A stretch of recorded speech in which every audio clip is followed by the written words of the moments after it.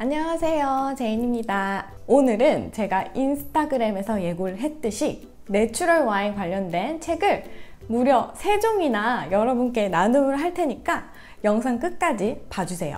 최근에 와튜브라고 하는 와인 채널에서 내추럴 와인에 대해서 특집으로 다루셨더라고요.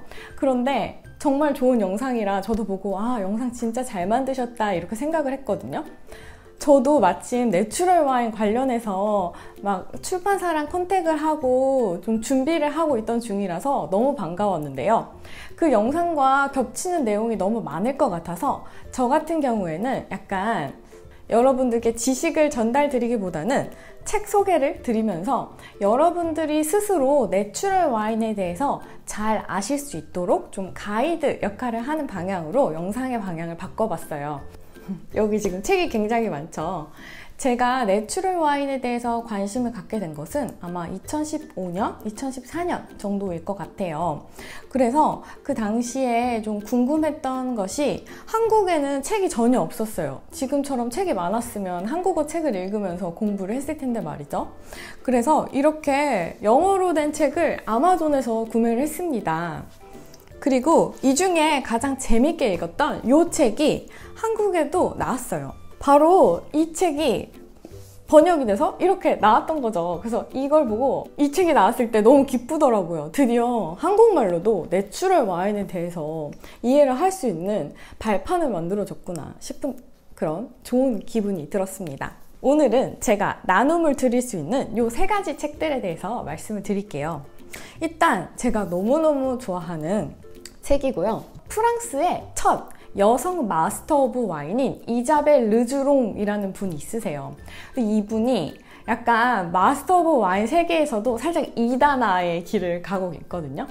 어떻게 보면 마스터 오브 와인이 고급 와인을 잘 마실 수 있는 그런 위치가 조금 많다 보니까 약간 보수적이고 조금은 와인의 전통 방식을 선호하고 약간 콧대가 높고 약간 속물적이고 세속적인 그런 느낌이 조금 있는데요.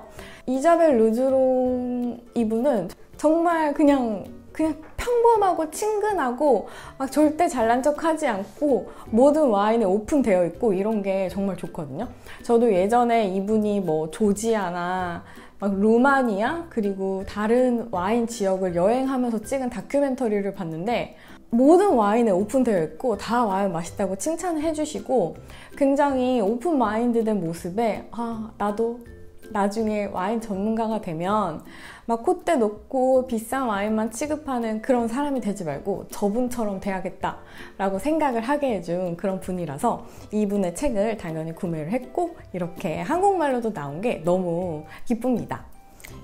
일단 이 책은 내추럴 와인의 기본 중에 기본이 잘 정리되어 있기 때문에 여러분들이 내추럴 와인이 뭔지 궁금하다 하시는 분들에게 제가 추천을 드려요. 근데 다른 이론적인 내용은 다 말씀을 안 드리더라도 하나는 꼭 말씀을 드리고 싶은 게 가장 엄격하고 타이트한 기준을 가진 게 내추럴 와인, 그리고 그거보다 조금 더 유연한 느낌이 비오디나믹 와인, 그거보다 좀 더 넓은 것을 포괄을 하는 게 유기농 와인, 오가닉 와인인데요. 유기농 와인 같은 경우에는 이제 밭에서 살충제나 몸에 나쁜 제초제 같은 것을 최대한 사용을 줄이고 건강한 포도를 만드는 데 집중이 되어 있어요. 물론 인증서를 받는 분도 있고 받지 않는 분도 있고 그것은 이제 와인 메이커의 성향에 따라서 다른 것 같아요. 유기농 와인보다 한 단계 들어간 와인이 바로 비오디나믹 와인이라고 했죠. 비오디나믹 와인 같은 경우에는 약간은 미신 같은 느낌이 들기도 해요. 그리고 동양인한테는 조금 더 익숙한 게 그 비오디나믹에서 쓰는 절기가 음력이거든요. 그러니까 우리는 이미 음력이 뭔지 알잖아요. 근데 그게 음력을 잘 쓰지 않는 서양인들한테는 굉장히 신비로운 느낌인 거예요. 그래서 약간 비오디나믹의 기반을 보면은 달의 힘이 우리가 흔히 느끼는 왜 서해안에 가면 그 조수간만의 차 있잖아요.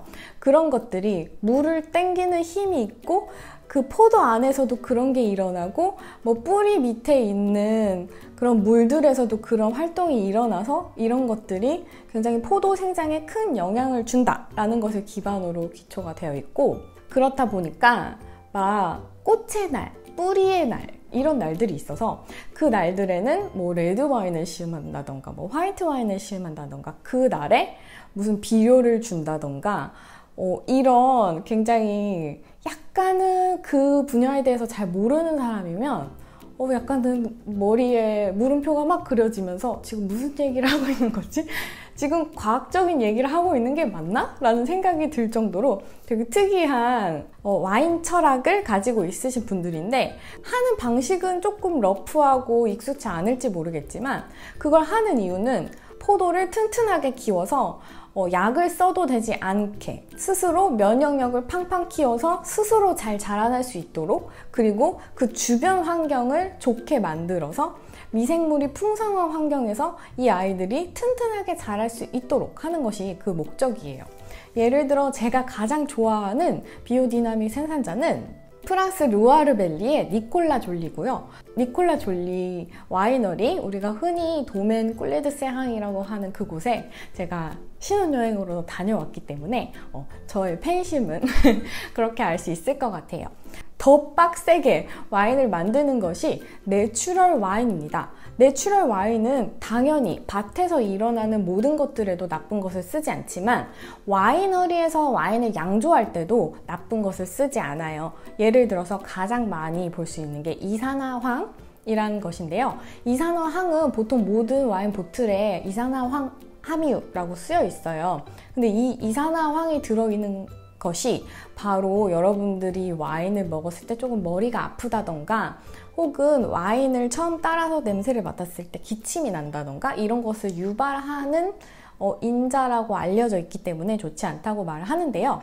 인생의 모든 것이 그렇듯이 약간 양면이 있어요. 예를 들어 화장품도 여러분 요즘에 좀 그런 방부 안 넣는 화장품 있잖아요. 근데 그런 거는 피부에는 당연히 좋겠지만 그 방부를 하지 않음으로써 박테리아나 좀 나쁜 균들이 자랄 수가 있잖아요.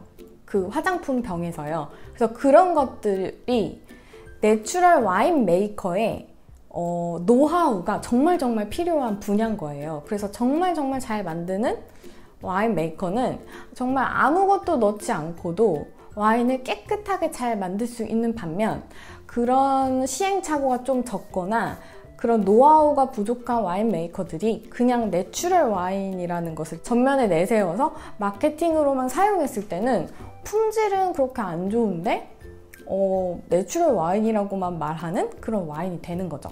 그렇기 때문에 여러분들이 그거는 다양한 와인을 마셔보고 조금 추천된 생산자들을 마셔보면서 내추럴 와인에 대한 생각을 가져가시는 것이 좋은 것 같아요. 그렇기 때문에 내추럴 와인 메이커, 내추럴 와인을 만드는 사람들에 대한 이해가 굉장히 중요한데요. 바로 이 내추럴 와인 메이커스라는 책을 추천드릴게요. 오늘 소개드릴 두 책이 외국인 저자가 쓴 책이라서 약간은 어렵게 느껴지는 부분이 있다면 이 책은 한국인 저자 그리고 내추럴 와인을 정말 잘 아시는 최영선이라는 작가님이 쓰신 책으로서 굉장히 읽으면 좀 술술 이해가 되고 사람에 대한 이야기를 기반으로 내추럴 와인에 대한 이야기를 풀어놓은 거라서 조금 더 와인 철학에 대한 이야기 그리고 내추럴 와인이 추구해야 되는 방향이 무엇인가에 대한 이야기가 정말 정리가 잘 된 책이에요.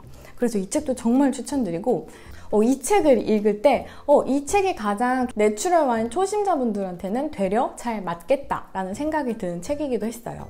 인간에 대한 서술, 와인 철학에 대한 서술이 좋은 분들은 이 책을 선택해 주시고요. 내추럴 와인 그 자체가 너무 궁금하고 처음부터 차근차근 스텝 바이 스텝으로 알고 싶다. 그럼 이 책을 신청해 주시면 돼요. 제가 지금 신청해 주세요 라는 말을 계속 드리는 이유는 오늘은 이벤트 신청을 받을 때 가장 받고 싶은 책을 쓰고 그 이유를 받으려고 하기 때문이거든요. 그러니까 여러분들이 제 설명을 잘 들으면서 나는 이 책을 신청해 봐야겠다 이렇게 생각해 주시면 좋을 것 같습니다. 그리고 나서 또 특이한 와인, 요즘 핫한 와인 중에 하나가 바로 오렌지 와인 혹은 앰버 와인이라고 불리는 와인인데요. 그 와인을 거의 백과사전급이라고 할 수 있는 게 바로 이 와인 책입니다. 이 앰버 레볼루션 책은 사실은 책 내용이 그렇게 쉽지도 않고 약간은 역사책 같은 느낌이 있어요. 그렇기 때문에 여러분들이 만약에 어떤 일에 대해서 좀 분석하고 공부를 하실 때 역사를 진짜 좋아하신다 하시는 분은 이 책을 너무너무 추천드립니다.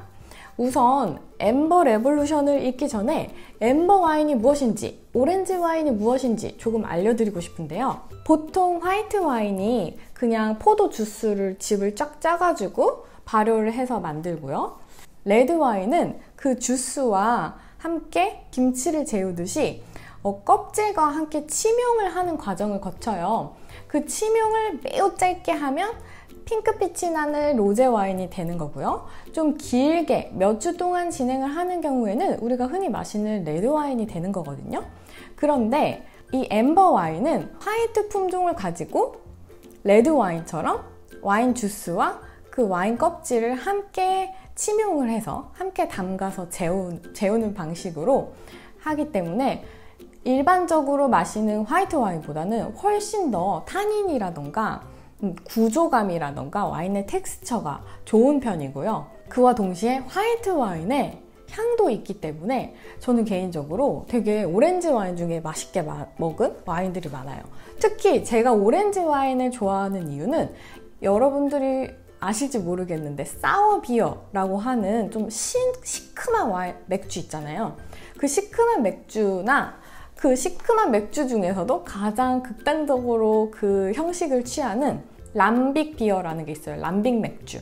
그 람빅 맥주 같은 맛이 바로 이 오렌지 와인에서 좀 나거든요. 그래서 저는 그런 맥주 느낌이 땡길 때 이 오렌지 와인을 사서 자주 먹습니다. 그래서 이 오렌지 와인이 가장 유명한 산지가 3군데가 있고요. 제일 유명한 나라가 옛날에는 우리나라가 그루지아라고 불렀던 조지아, 그리고 슬로베니아, 이탈리아 북부가 있어요. 그래서 그 부분에 대해서 되게 잘 다뤄져 있는 책이에요. 특히 이 책들이 다 좋은 게 추천되는 와인들이 뒤에 다 정리가 되어 있고요. 와인 메이커스 같은 경우에는 수입을 하는 수입사 정보가 쓰여 있어요. 그렇기 때문에 여러분들이 이 책을 읽고 이 책을 읽는 것에서 끝나는 게 아니라 나중에 또 그 와인을 찾아서 마셔볼 수 있도록 가이드가 되는 게 정말 좋은 것 같습니다. 그래서 오늘 이렇게 3가지 와인 책을 소개해 드렸는데요. 이제부터 이벤트 어떻게 참가하는지 알려드릴게요. 제가 평소에는 인스타그램에서 이벤트를 진행해 왔는데 종종 인스타그램에 계정이 없어서 조금 참가가 어렵다고 하시는 분들이 있어서 이번에는 유튜브 댓글로 이벤트를 받겠습니다. 이 3가지 책을 각 책마다 3분께 선물을 드릴 거고요. 그렇기 때문에 총 9분께 혜택이 돌아갈 것 같아요. 이벤트 참가 방식은 댓글에 내가 선택한 책이 무엇인지 1번 내추럴 와인, 2번 내추럴 와인 메이커스, 3번 엠버 레볼루션이고요. 이 책을 받고 싶은 이유를 알려주시면 제가 일주일 후에 9분을 선정해서 커뮤니티란에 공지를 올리겠습니다. 이번 영상 끝까지 봐주셔서 정말 감사하고 내추럴 와인이 더 궁금하시다면 제가 얼마 전에 서울 드래곤시티에서 하는 내추럴 와인 뷔페 행사에 다녀왔거든요. 거기에서 정말 맛있게 먹은 와인 4종이 있어요. 4종을 추천하는 영상도 찍어볼 테니까 혹시나 내추럴 와인이 더 궁금하신 분들도 댓글을 통해서 알려주시기 바랍니다. Bye!